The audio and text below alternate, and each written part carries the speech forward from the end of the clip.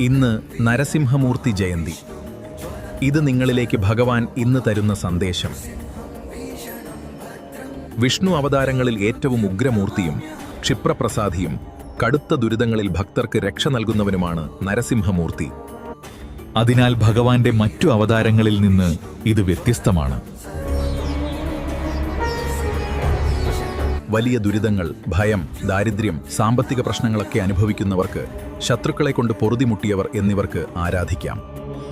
പ്രത്യേകിച്ച് ഈ കാലത്ത് ഭഗവാന്റെ ഉഗ്രരൂപത്തെ ആരാധിക്കുന്നതാണ് കൂടുതൽ നല്ലത്. പ്രഹ്ലാദനെ മരണത്തിൽ നിന്ന് രക്ഷിച്ച ഭഗവാനാണ്. ദൈവം തൂണിലും തുരുമ്പിലും വരെ ഇരിക്കുന്നു എന്ന സത്യം അദ്ദേഹം തെളിയിച്ചു തന്നു.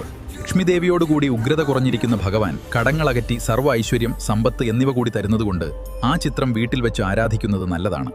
ലക്ഷ്മി നരസിംഹ സ്തുതികൾ, നാമങ്ങൾ നിങ്ങളുടെ പ്രാർത്ഥനയിൽ ഇന്ന് ഉൾപ്പെടുത്തുന്നത് നല്ലതാണ്.